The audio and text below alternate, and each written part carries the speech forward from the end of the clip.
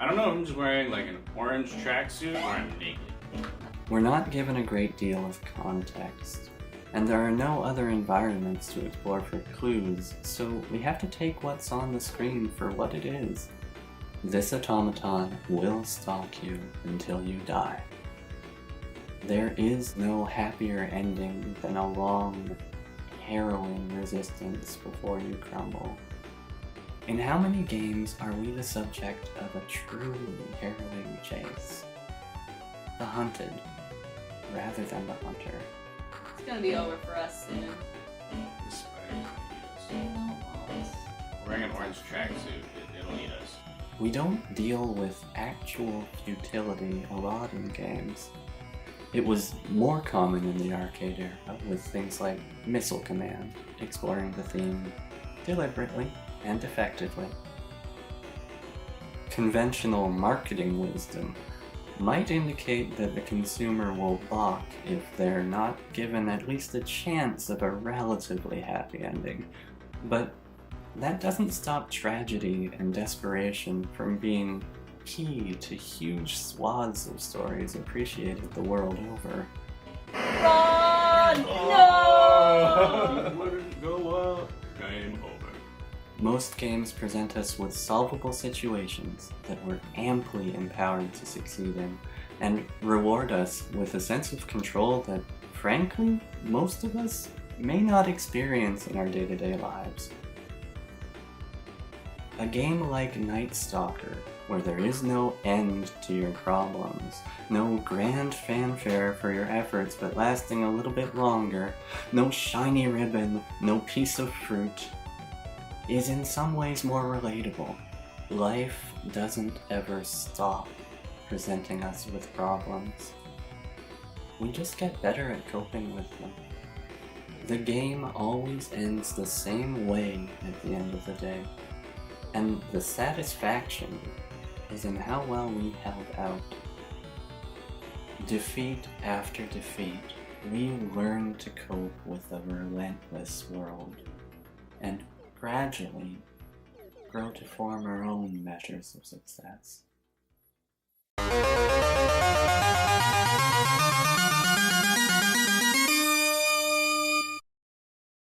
What's up?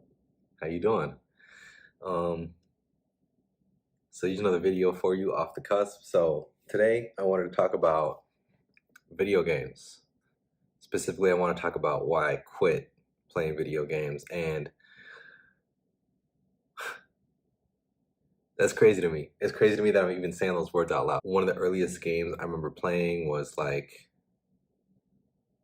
Star Fox 64, Mario Kart. Like, yeah. That's what I grew up with. I was staying up till like 2, 3 a.m. in the morning, you know, like, yeah, I was doing all of that. But video games kind of turned into my thing because I was in a family of very intelligent people, and not that I wasn't intelligent, but I wasn't smart the way they were smart. I wasn't book smart. I could be when I wanted to, but I just never wanted to. And that was my problem. I just never cared enough about school and, you know, stuff like that to put the work in. But what I did care about was beating Halo on Legendary by myself and getting all the flaming skulls, you know, and like unlocking all the challenges, and that's what I loved. Like, I get so excited coming home from school and just thinking about, you know, oh, I need to beat this level, or I'm stuck here, you know, let me look up a guide. Or so I even like made my own guide sometimes. So while all my siblings were, you know, getting honors and getting great grades in class and getting recognized on like a national level for things, I was playing Tetris, and I called myself like the Tetris Queen, because I don't even know why I called myself that, but like that was my way of standing out among this competitive kind of family dynamic that I had. This is like middle school. I transitioned from like console games to PC games, and that's when things got dangerous. I found a game called RuneScape. Let me tell let me tell. Hold on. Let me tell you about RuneScape, bro. Let me. Oh my. RuneScape. My my friends used to call it Ruinscape because that game literally would ruin people's lives. Ruinscape, bro. Like this game was work. This game was a grind. I remember I was so poor, but I was like, how can I make money? I need to make money. In RuneScape, not in real life, I was like, I need to find a way to make money in this virtual game. And I leveled up my fishing while I was in class. I brought my laptop into class with me and I just played nonstop during class. Come home, stay up till 3, 4 in the morning, nonstop fishing to make money so that I can buy a pair of red claws in RuneScape. Literally, I was consumed by this thing, man. But in real life, oof, oh man. Yeah, I had issues. I had issues in real life. I dedicate this video to everybody who still comments about RuneScape, even 10 years later. It's really been 10 years now. And actually, I find it interesting. I have nothing against it. Why should I? You live in a world which is man-made. Everything that you care about is made by other men. This has nothing to do with how I live my life. I live on Earth, a flat Earth, and I follow nature to level up because we are on a plane. And that's a topic for a different video. But we are literally in a virtual reality, which is pretty much the same thing as any of the video games that you play.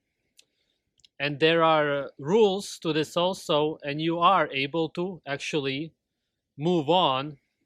However, the trick is that they want you to focus on other realities that they created, so you're stuck in there and you never get anywhere. That's what video games are all about. I replaced what I was desiring in real life with this virtual game, and it became a problem. And that's one of, I don't regret many things in my life, but one thing I do regret is spending so much time invested into this game.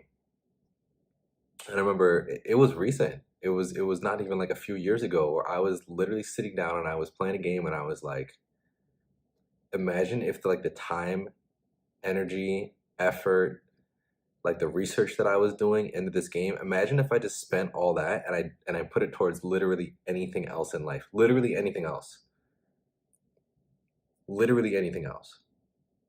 You, of course, will lie to yourself and not want to admit this to yourself, because this is only about yourself. I don't care about you as such, and nobody online does. You may want to believe that, but the videos of the people that you watch who are popular are simply using you. That's why they thank you for watching their videos, because of the money, which doesn't exist. These are oblivious slaves, just like you, and I'll never be able to see you as anything but scum. And you wouldn't be playing video games if you would understand this, because it's the same as being depressed and suicidal, not being aware of what is actually going on.